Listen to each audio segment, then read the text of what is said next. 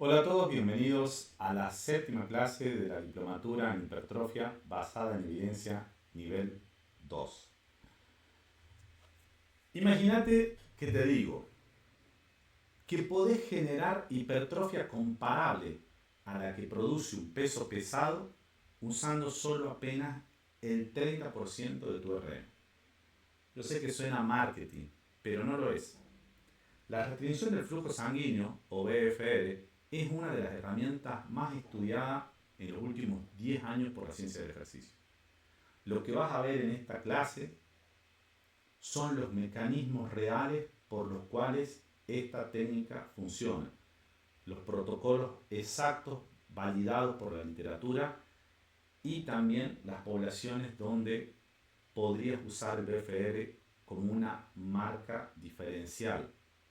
También vamos a destruir uno de los mitos más persistentes del entrenamiento, el famoso mito de que la hormona de crecimiento post ejercicio construye músculo.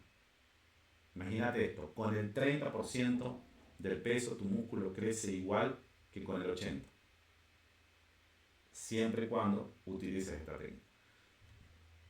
Empecemos por entender qué pasa dentro del músculo cuando restringís el flujo sanguíneo. BFR viene de la sigla Blood Flow Restriction, significa restricción del flujo sanguíneo. El principio es bastante simple.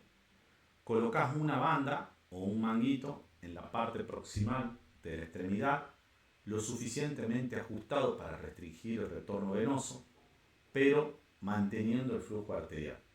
La sangre entra al músculo, pero no puede salir. Resultado, hipoxia intramuscular e incapacidad de aclarar los metabolitos. Se acumulan iones de hidrógeno, fósforo inorgánico y lactato. Eso genera un ambiente metabólico extremo dentro de la fibra.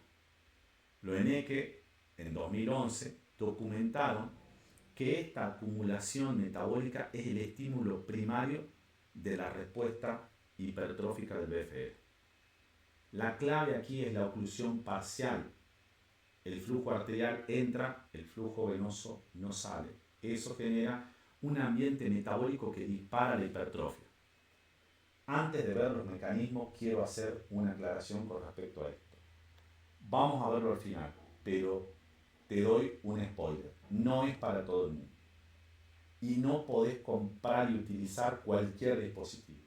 Personalmente yo uso los dispositivos de Evolution, que vienen con un manguito y un medidor de la presión.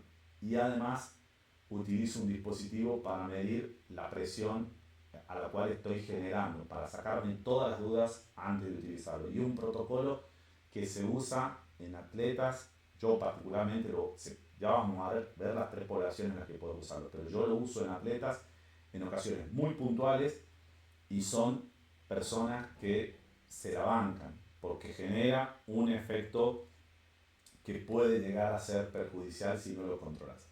Habiendo hecho esa aclaración, ahora sí vamos a ver los tres mecanismos simultáneos que explican por qué funciona el BFR sin necesidad de entrenar pesado. El BFR activa tres vías al mismo tiempo. La primera, estrés metabólico por acumulación de iones de hidrógeno, fósforo inorgánico y lactato en un ambiente hipóxico. Eso dispara una señalización anabólica directa. Segundo mecanismo, reclutamiento prematuro de fibras tipo 2. Normalmente, en una situación normal, vos necesitas cargas altas para reclutar unidades motoras de alto umbral. Pero la fatiga periférica causada por la hipoxia obliga al sistema nervioso a activarlas con apenas el 30% de tu RM. Y la tercera es la inflamación celular. Los metabolitos arrastran fluido al interior celular. La célula entonces se inflama, se hincha, y esa deformación mecánica de la membrana activa la vía mTOR a través de la S6K1. Y eso impacta directamente en los ribosomas. Fujita en 2007 demostró el aumento de la fosforilación de la S6K1 posterior al BFR. Además, otro investigador, Laurentino en 2012, mostró que el BFR reduce la expresión de la miostatina. Te cuento qué es la miostatina. Es un inhibidor del crecimiento muscular. Probablemente estás muy familiarizado con una que te nombré recién, una vía de señalización que es la Mammalian Target of Rapamycin o mTOR. Bueno, la miostatina hace el efecto contrario, estimula la proteólisis, la destrucción de proteínas. Bueno, Laurentino en 2012 demostró que el BFR inhibe la señal de la miostatina. Entonces, tenés tres vías simultáneas: estrés metabólico, reclutamiento de fibras rápidas e inflamación celular. Todo con apenas el 30% del peso de un RM. Yo sé que parezco un vendedor de promociones, pero realmente funciona. Más allá de la evidencia científica, lo he probado con deportistas y funciona. Pero vamos a ver las limitaciones. La pregunta obligatoria: si funciona con poco peso, ¿produce la misma hipertrofia que el peso pesado? Mira estos datos. Metaanálisis de Lick-Sandrau del 2018. Esto es nivel de evidencia A. ¿Qué hizo? Comparó el BFR con cargas bajas versus entrenamiento con carga alta tradicional. ¿Cuál fue el resultado? La hipertrofia es estadísticamente similar. Por otra parte, Farouk en 2015 llegó a la misma conclusión cuando ambos protocolos se llevaron al fallo. Pero aquí hay un asterisco importante. Para fuerza máxima, la alta carga sigue siendo claramente superior. Ojo con esto. El BFR iguala en músculo, pero pierde en fuerza. Esto tiene una implicancia práctica. El BFR no reemplaza el entrenamiento pesado, lo complementa. Yasuda en el 2011 demostró que los mejores resultados morfológicos se dan cuando combinas ambas metodologías en el mismo programa. Entonces, hipertrofia comparable, sí. Fuerza inferior para el BFR. El BFR complementa, no reemplaza. Y antes de seguir, necesito que pienses algo que parece contradictorio.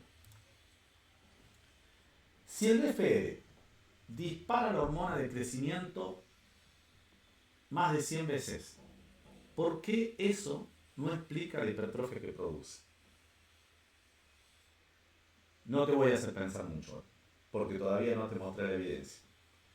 West, en el 2010, demostró que las elevaciones hormonales sistémicas agudas, es decir, a corto plazo, post-entrenamiento,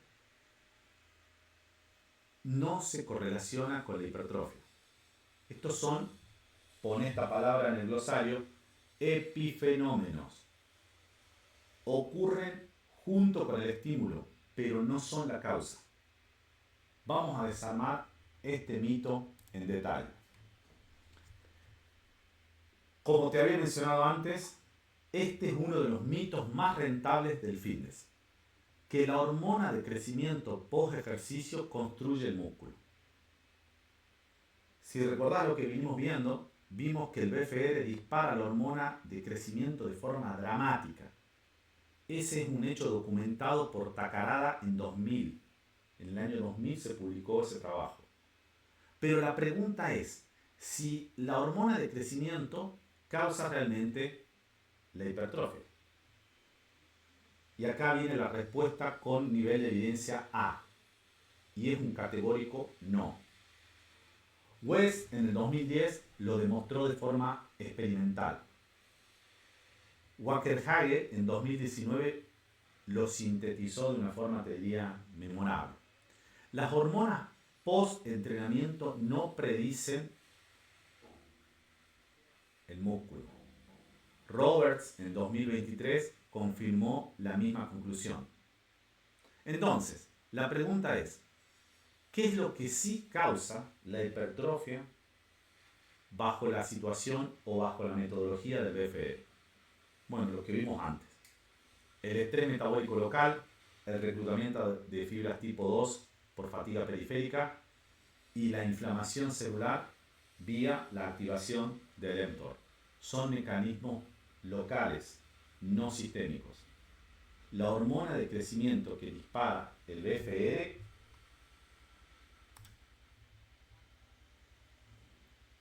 no te hace crecer el músculo. El mecanismo real es otro. Vamos a ponerle un asterisco a esto, porque lo vamos a volver a repasar y a contrastar un poco más adelante.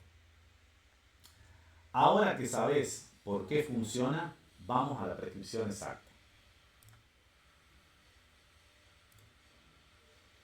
Acá tenés el protocolo de BFR basado en evidencia. Carga del 20 al 50% del RM, con el rango óptimo entre el 30 y el 40. Series de 3 a 5 llevadas al fallo volitivo. Descanso entre series. 30 segundos a 1 minuto, manteniendo la oclusión durante todo el bloque.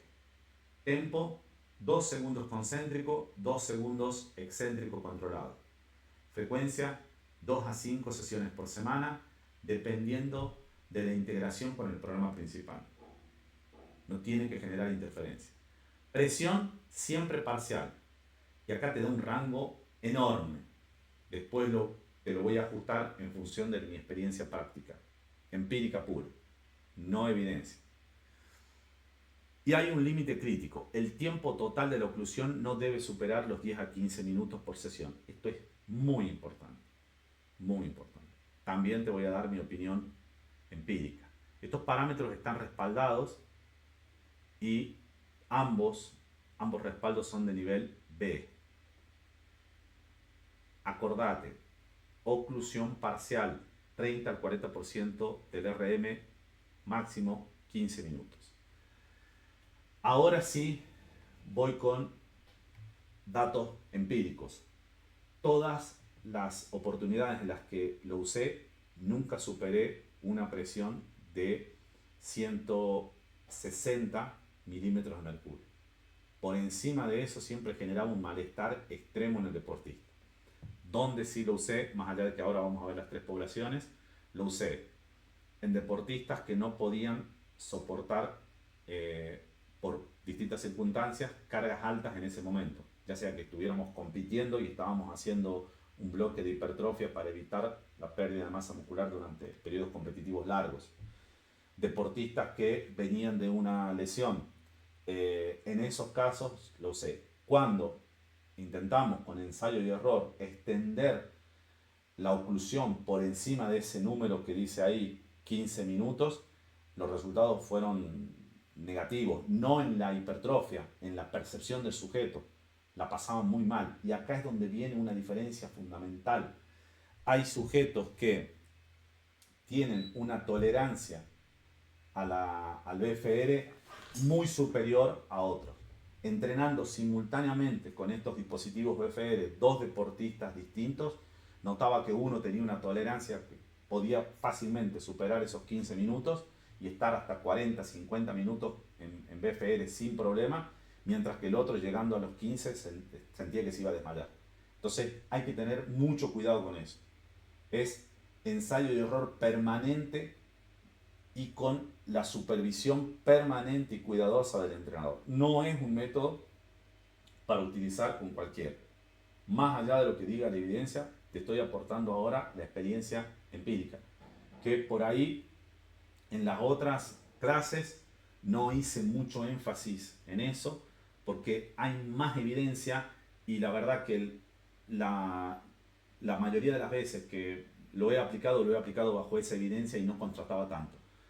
Acá no es que contraste mi evidencia empírica con la evidencia científica, Solo te estoy haciendo las aclaraciones puntuales del caso. ¿Por qué? Porque es un método bastante más complejo y que puede implicar un riesgo si no lo utilizas correctamente. Y recordá, bueno, ahora justamente vamos a ver en qué poblaciones sí lo podrías utilizar o si vale la pena que lo utilices. Estas son las tres poblaciones donde el BFR pasa a ser una técnica interesante y empieza a convertirse en una herramienta de primera línea. Primera población, adultos mayores con sarcopenia. Beijing en el 2015 demostró que los BFR con carga baja producen una hipertrofia idéntica al entrenamiento de alta intensidad en sujetos de edad avanzada que no toleran esos pesos pesados. Esa es una gran población para trabajar. Segunda, rehabilitación postquirúrgica. Hay un metaanálisis de Hughes del 2017 que confirma la eficacia del BFR en rehabilitación musculoesquelética. Además, Takarada en el año 2000 mostró que la sola aplicación de la oclusión vascular atenúa la atrofia por desuso. Te diría que eso fue uno de los primeros antecedentes de la utilización de esta técnica, fue a partir de ahí. Incluso hay trabajos que demuestran hipertrofia con ejercicios aeróbicos, ejercicios de resistencia, no de fuerza, bajo la técnica del BFR. Y a partir de ahí se empezó a popularizar. Vamos con la tercera. Cualquier persona con limitación de carga articular, sea por artritis, lesiones o dolor crónico. Agrego acá los deportistas que te mencioné en ciertas fases del periodo competitivo o bajo ciertas circunstancias, donde utilizar el 20 al 30% de un RM es suficiente para generar un estímulo anabólico. Entonces, en sarcopenia, rehabilitación y limitación articular, el BFR, te diría, no es opcional. Es la primera línea que podrías utilizar. Ahora, una controversia que todavía no está resuelta. Yasuda y colaboradores en 2010 reportaron algo provocador.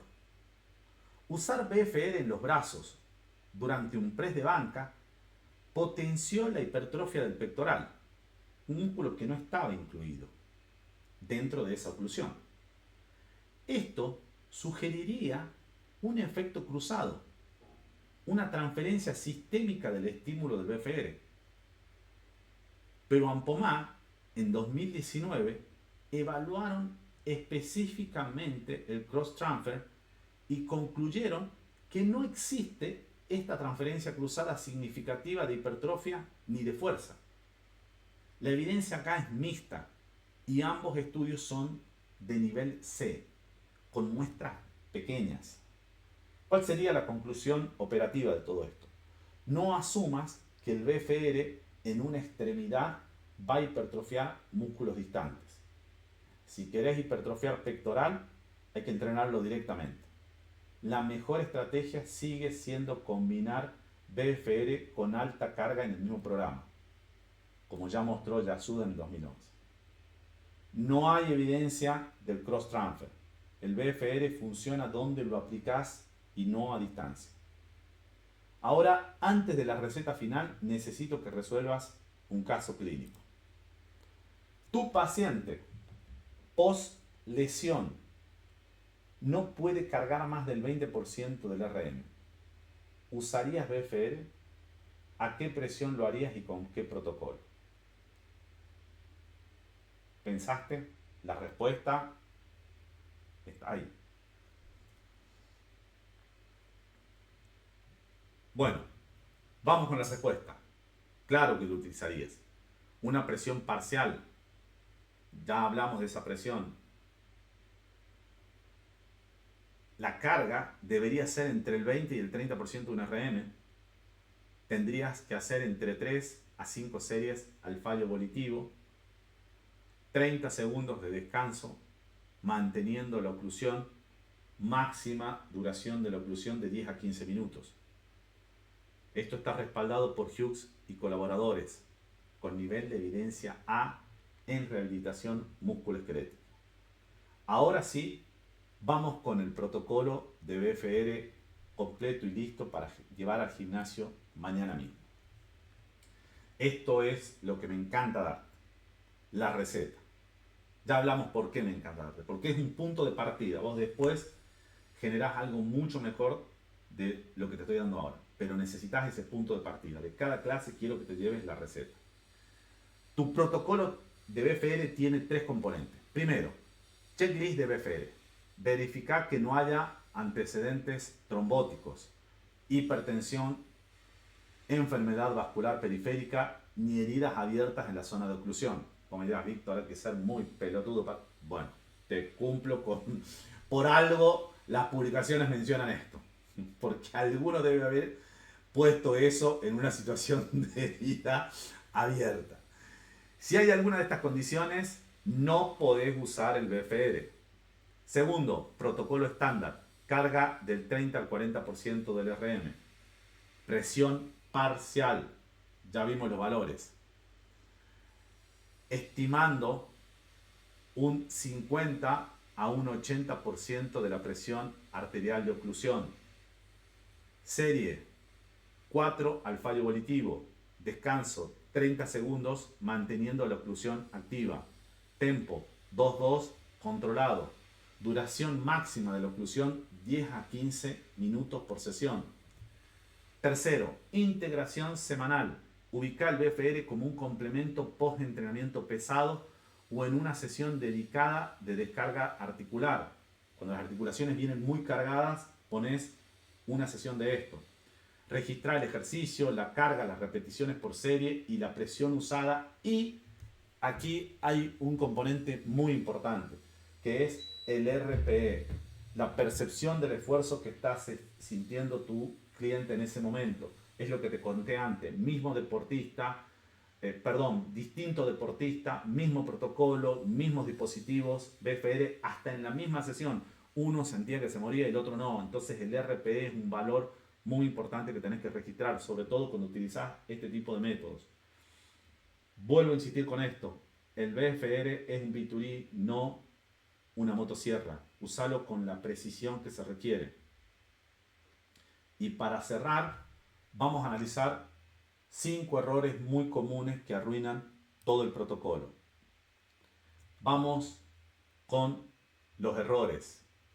Primero, oclusión completa, ni se te ocurra. Si cortás el flujo arterial no hay aporte de oxígeno ni nutrientes y el riesgo sube innecesariamente.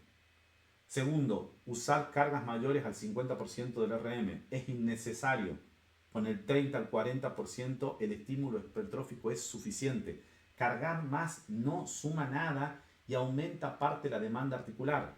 Tercero, exceder los 15 minutos de oclusión continua con su resguardo. Ya hablamos del ejemplo de los 2 deportistas que entrenaba y que fue el mismo protocolo pero distinta adaptación.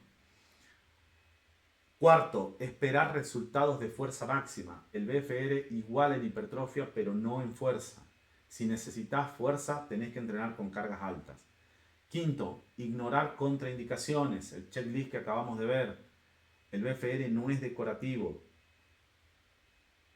Bjorksen en 2019 mostraron que el BFR funciona incluso en sujetos altamente entrenados, pero siempre dentro de los parámetros seguros. Entonces, parcial, liviano, corto, complementario y seguro. Esas son las 5 reglas del BFR.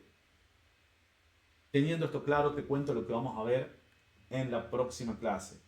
Vamos a meternos con un conflicto molecular que afecta a todos los que combinan fuerza con cardio. El famoso AMPK, destruyendo la activación del mTOR. El famoso entrenamiento concurrente.